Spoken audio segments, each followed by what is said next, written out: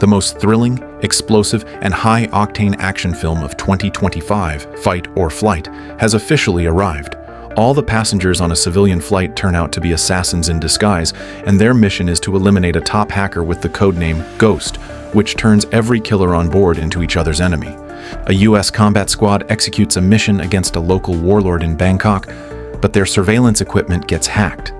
Audio from the scene confirms both the squad and the warlord's men were wiped out.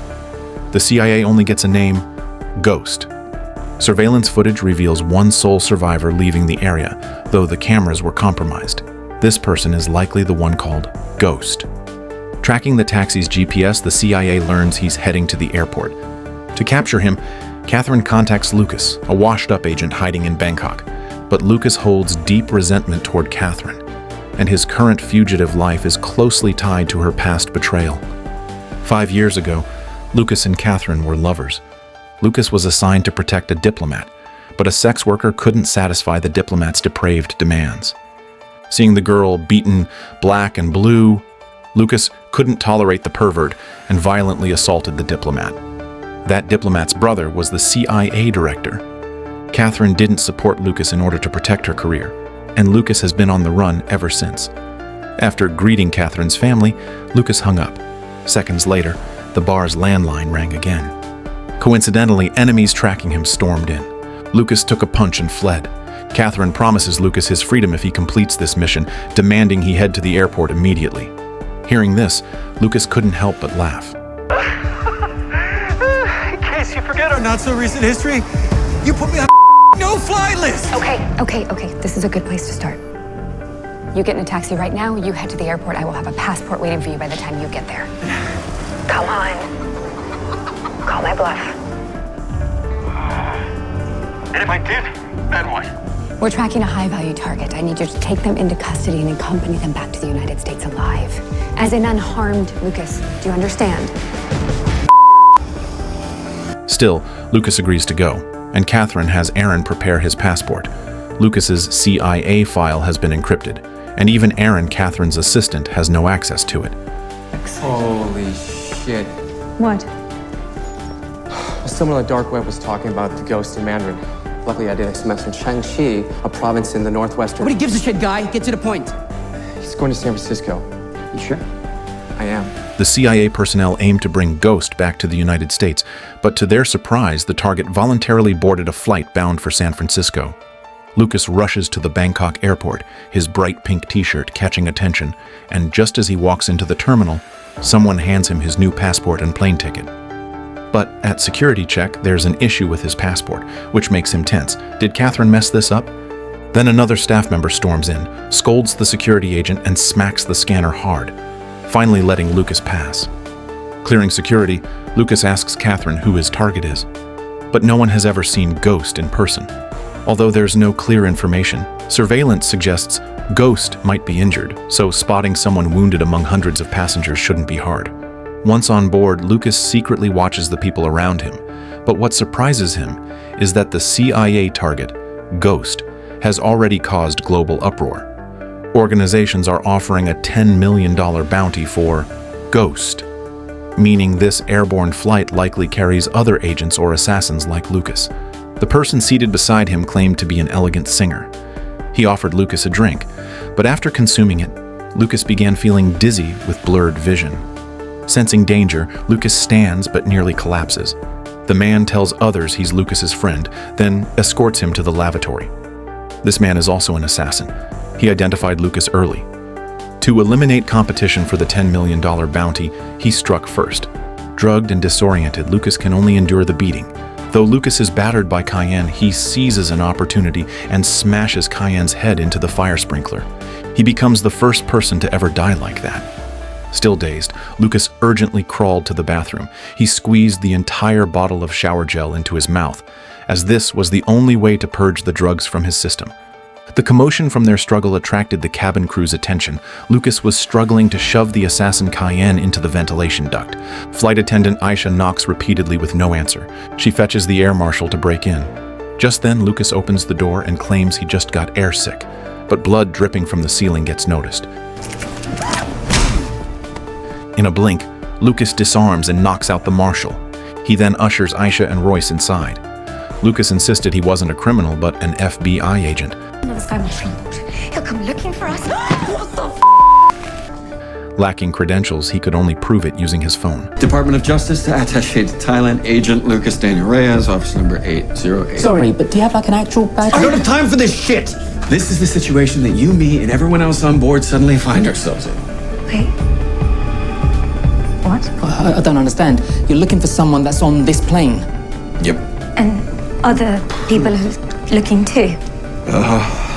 Lucas finally convinced them to believe his words. He changed clothes.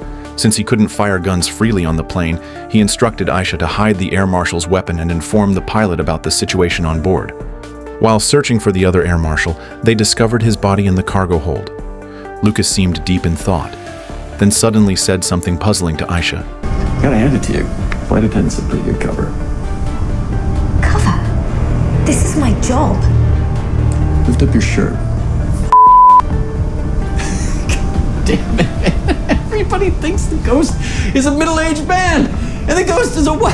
Like, what are you, 16? The ghost is a 16-year-old girl! You're crazy. I can't even engage with this. I've got a job to do. Look out! No! What the hell are you thinking? You'll blow the fuselage and get us all killed. Without hesitation, Aisha turned the tables and killed the assassin, and her moves were as sharp and precise as those of a top-tier killer. Lucas noticed the wound on her stomach, which led him to realize she was the mysterious hacker, codenamed Ghost, that Catherine had sent him to capture. Aisha dropped her disguise. The flight still had 8 hours before reaching San Francisco with countless hidden assassins on board. Even for his own sake, Lucas wouldn't let Aisha fall into others' hands, so they agreed to team up temporarily.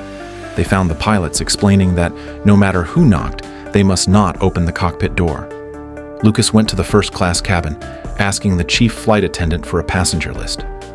The chief now knew Lucas's identity. But first class held Diamond Elite members, whom the chief deemed more important than Lucas's mission. Suddenly, a masked female passenger grabbed a knife from the dining table and launched an attack.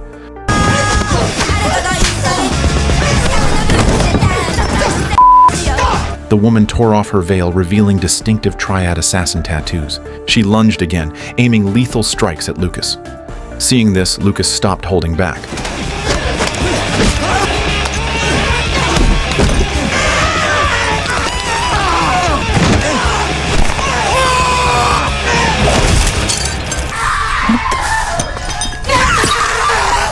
Their fight disturbed the first-class passengers, most of whom turned out to be Triad assassins. Lucas didn't know why they targeted him, but he had no choice but to fight.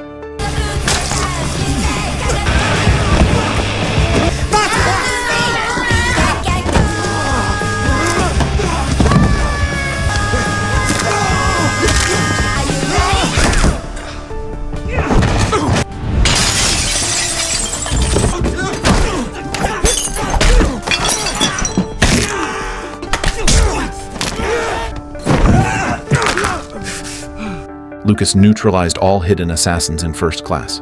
From their phones, he found his own photo. Only then did he realize he, like Ghost, had a bounty on his head, explaining the Triad's attack. When Aisha and Royce arrived and saw the bodies everywhere, they could hardly believe it. But luckily, the soundproofing between first and economy class had prevented the scene from being discovered. Lucas showed Aisha his photo from the dark web, asking why he had a bounty. But Aisha didn't understand this situation either. Now every person on the plane, assassin or not, received Lucas's photo. He had nowhere left to hide. Since confrontation was inevitable, Lucas chose to strike first. Anyone who attacked was an enemy. Life or death would be settled decisively.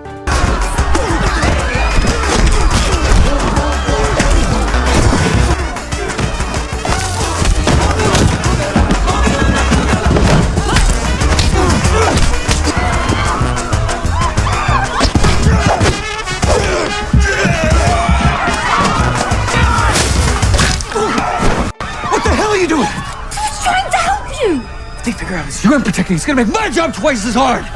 Both of us half as likely to get out of here alive. His conversation with Aisha was overheard by another assassin disguised as a passenger. Just then, A musician slowly approached and pulled out a concealed weapon, and Lucas was forced back into battle once again.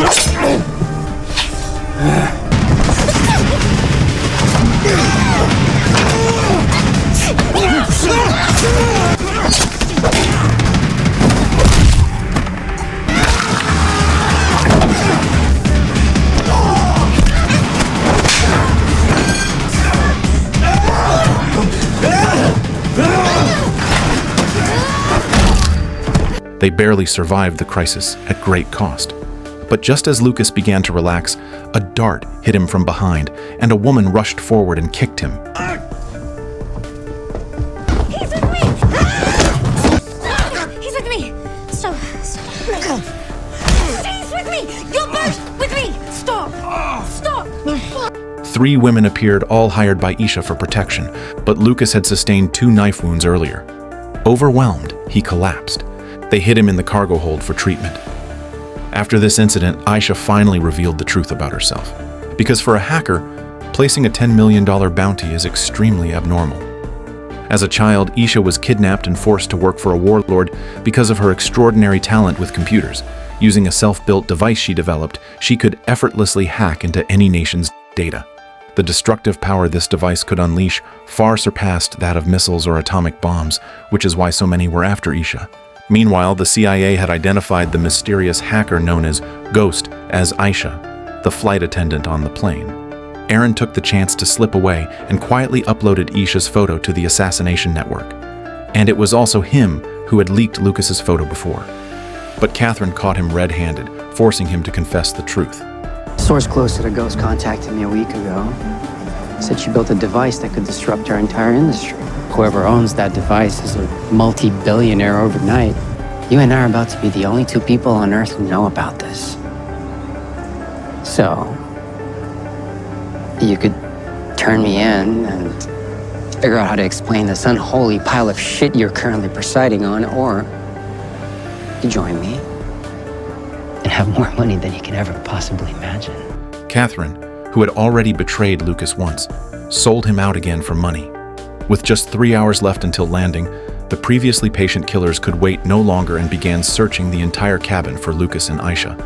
The cargo hold door was locked, and it was the only place on the plane that hadn't been searched, making Aisha and the others realize they couldn't keep hiding like this, or they would be waiting to die. Lucas decided to take Aisha's bottle of adrenaline to ensure his body would be at its peak for what was to come. But he didn't expect his head to become increasingly fuzzy, and he started talking nonsense. It turned out the vial Lucas drank wasn't adrenaline, but mucus extracted from toad skin. From another hidden door on the opposite side, the 3 female bodyguards emerged to draw enemy fire for Lucas and Aisha. Seeing it was just 3 women, the assassins let their guard down, only to be slaughtered in the next moment.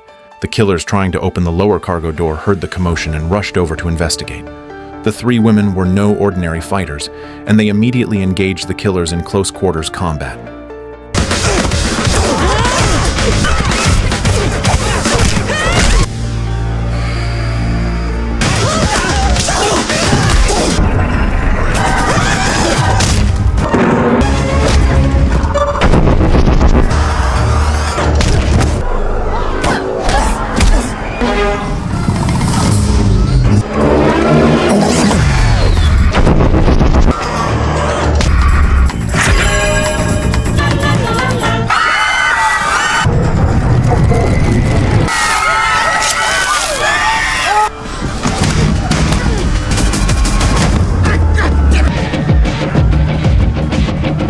While Lucas's group and these killers were locked in fierce combat, the Mafia, wanting to let others fight and then reap the spoils, also made their move. They had actually bypassed security checks and brought guns onto the plane. Seeing the group still engaged in hand-to-hand combat, the Mafia raised their weapons to shoot, and one female bodyguard attempted to intervene but was shot in the head. This gunshot completely broke the rules, and under the spray of bullets, no one dared confront them head-on. Lucas only avoided the bullets using another person as a shield. One passenger looked up to find a hole blasted in the window beside him. This unlucky man tried to flee, but it was already too late. The airliner began to lose control, and the pilots urgently maneuvered it into a steep descent, while the fighting in the cabin continued.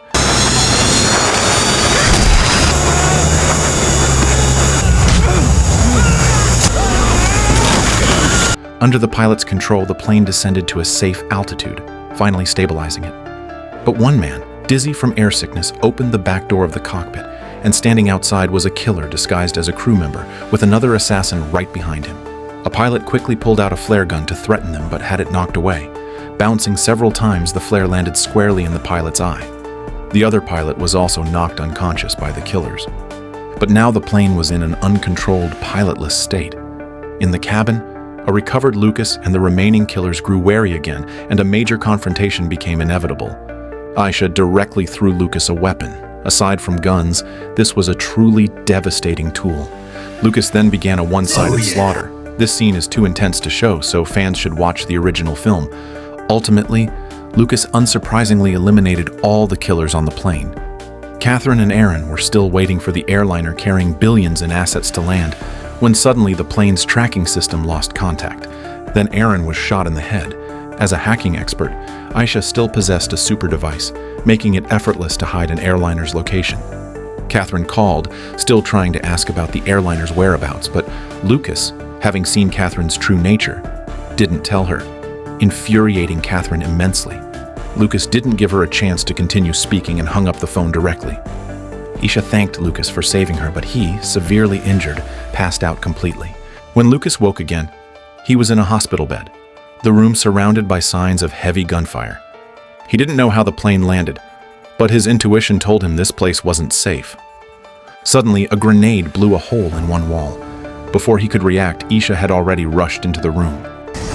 Good news, you're not dead. Bad news. We're not done yet. Oh,